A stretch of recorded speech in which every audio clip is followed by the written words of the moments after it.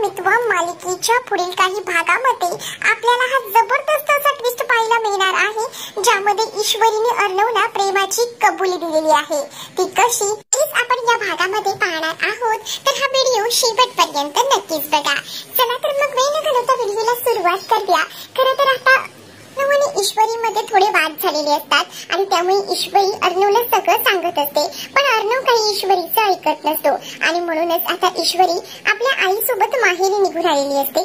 आणि जेव्हा ईश्वरी माहेरी निघून येते तेव्हा अर्णवला कसं तरी वाटत असतं आणि म्हणूनच तो सुद्धा आता ईश्वरीच्या पाठोपाठ तिच्या माहेरी आलेला असतो।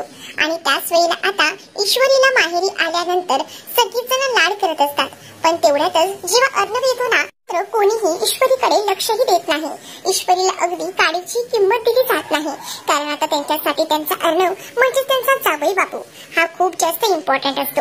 आणि म्हणूनच ईश्वरी पण अर्णवला अचानक आईला पाहते तेव्हा ती सुद्धा बिथरते। तीही विचार करते की यांचं काय काम, आणि त्यामुळेच ना आता ती इकडे तिकडे पाहू लागते। त्याच वेळेला आता अर्णवला मात्र सुप्रिया नम्रता ह्या डोक्यावरच बसवत असतात, म्हणजेच काय तर त्याला काय हवं नको या सगळ्या गोष्टी अर्णवसाठी तयारीत असतात।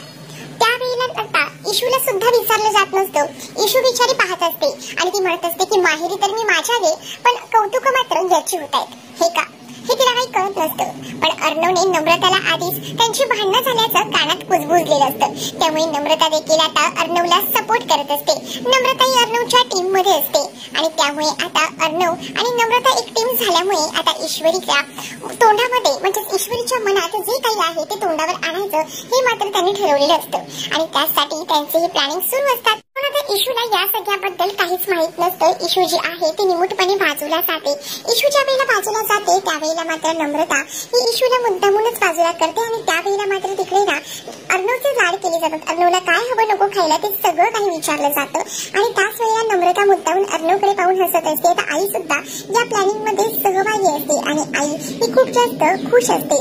आई म्हणत असते की चला फायनली सगळं काही आता व्यवस्थित होते। जावे बापू तुम्हाला काय हवंय ते फक्त सांगा, ऑर्डर सोडा, आम्ही सगळं काही तुमच्या समोर हजर करतो, असं देखील आता अर्णवला सांगितलेलं असतं। अर्णव चहा इंदोरी पोळे यावर पहिल्यांदा ताव मारायचं ठरवतो आणि त्याच वेळेला आता ईश्वरीला कळून चुकलेलं असतं की अर्णव आपल्या मागे मागे का आलेला आहे। म्हणजे ईश्वरीच्या हे लक्षात आलेलं असतं की अर्णव त्याला त्याची चूक समजली असणार आहे आणि अंजली ताईने सांगितलेलं असणार आहे आणि म्हणूनच हा आलेला असणार आहे। या गोष्टीची जाणीव आता ईश्वरीला असते, म्हणून आता ईश्वरी अर्णवकडे पाहत असते। अर्णव ईश्वरीला बोलतो की मला जरा तुझ्याशी बोलायचं आहे। ईश्वरी मात्र अर्णवला म्हणते की मला माहिती तुम्हाला काय बोलायचं आहे। त्यावर अर्णव म्हणतो की काय बोलायचं आहे मला सांग। त्यावर अर्णवला ईश्वरी म्हणते की बहुतेक अंजली ताईने तुम्हाला सगळं सांगितलेलं आहे आणि त्यामुळेच ना तुम्हाला तुमची चूक कळलेली आणि तुम्ही आता माझी माफी मागायला म्हणून इथपर्यंत आलेला आहात। तुम्ही मला मनवायला आलेला आहात, पण त्याचा काही उपयोग होणार नाहीये, कारण काही झालं तरी मी आता तरी घरी येणार नाही असं इशू डायरेक्टली अर्णवला सांगू लागते। त्यावर अर्णव इशूकडे पाहतो आणि तिला म्हणत असतो की तुझा बहुतेक गैरसमज झालाय, मी त्यासाठी इथे मुळात आलेलोच नाहीये। मुळात मी आलेलो आहे ते म्हणजे माझ्या आई बाबांच्या अॅनिव्हर्सरीसाठी, असं त्यांनी म्हटल्याबरोबर ईश्वरी तिच्याकडे पाहतच राहते आणि त्याच वेळेला ईश्वरीच्या लक्षात येतं काय आता हे इथेच राहणार आहेत। खरं तर अर्णव ना आता ईश्वरीकडे राहायलाही आलेलो असतो, कारण आता त्याला ईश्वरीला मनवायचं असतं, सोबत थोडं तिला जलसही करायचं असतं। तिच्या मनात आपल्याविषयी प्रेम आहे हे आता अर्णवला कळत असतं, पण ते तिच्या ओठावर येत नाहीये याचीच थोडी वाट तो बघत असतो की कधी येते तिच्या ओठावर। आणि त्यासाठी आता नम्रताला हाताशी घेऊन तो वेगवेगळे प्लॅनिंग करत असतो, सोबत सुप्रियाची साथ तर असतेच ना। तर इकडे मात्र आता नम्रता ईश्वरी हे दोघीही जणी आता ठरवतात की चला पाणी भरायचे आहे, पाणी भरायला जायची वेळ झाली। पण त्याआधीच ना या दोघीही जायच्या आधी तिथे आता सगळ्या बायका ऑलरेडी पाणी भरत असतात आणि तिकडे मात्र आता गेलेला असतो तो म्हणजे अर्णवला आता मुद्दामूनच ना ईश्वरीची मजा घ्यायची असते, म्हणजे ईश्वरीला थोडं जलस फील करवायचं असतं। ईश्वरी आपल्या बाबतीत पॉझिटिव्ह आहे हे तर त्याला लावण्याच्या बाबतीत असतानाच कळलं होतं। जेव्हा लावण्य त्याच्या जवळ यायचा प्रयत्न करत होती तेव्हा ईश्वरीने कसं तिला बाजूला केलं होतं आणि स्वतः माझा नवरा म्हणून बोलत होती। मग आता हिच्या तोंडावर जर प्रेम आहे तर ही प्रेम का व्यक्त करत नाहीये, आपण काहीतरी उपाय तर करायलाच हवे जेणेकरून ही आपलं प्रेम व्यक्त करेल हे असं त्याला वाटतं। म्हणूनच तो आता त्या दोघी पोहोचायच्या आधीच बाहेर उभा असतो आणि त्या बायकांना पाणी भरून द्यायला मदत करत असतो। बिचाऱ्या बायकांना उचलायला मदत करतो आणि तो म्हणत असतो की काळजी करू नका, मी आहे ना, मी आहे। आणि असं बोलून तो एकेकीला हंडा भरून देत असतो. लांबूनच हे सगळं काही इशू पाहते. इशूला तर धक्काच बसतो, हे इथे काय करतायत. आणि त्याच वेळेला आता नम्रता मात्र खूपच जास्त खुश असते, कारण इशूच्या चेहऱ्यावरचा हावभाव तिने पाहिलेले असतात. इशूला आता ती बोलत असते की हे बघ जिजू, तर बघ ना, तुला तर काही मदत करत नाहीये, पण बाकीच्या बाहेरच्या बायकांना किती मदत करतात. जिजूंचं काय चाललंय हे.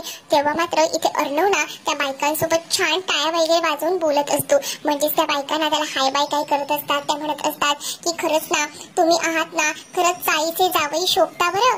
आम्हाला तर वाटलंही नव्हतं आम्हाला तुम्ही एवढी मदत कराल. कसले दिसता हो तुम्ही. त्या बायका तर बायका, मुली सुद्धा आता अर्णववर फिदा असतात आणि त्यामुळे अर्णवचं ते कौतुक करत असतात. आणि हे सगळं ईश्वरी पाहत असते.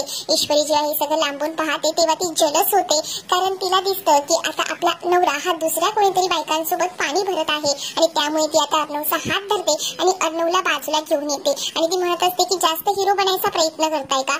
अर्णव म्हणतो की आता काय झालं. त्यावर ईश्वरी म्हणत असते की मला ना या गोष्टी आवडत नाही, पहिल्यांदाच सांगते. तर अर्णव म्हणतो की काय चाललंय तुझं, कशाला इतकी पॉझिटिव्ह होते आणि सारखं माझा नवरा का करत असते. त्यावर आता ईश्वरी स्वतःच प्रेमाची कबुली देते आणि म्हणत असते की माझं तुमच्यावर प्रेम आहे आणि त्यामुळे माझं या बाबतीत असं सगळं काही होतं. त्यावर अर्णव आता ईश्वरीकडे पाहतच राहतो.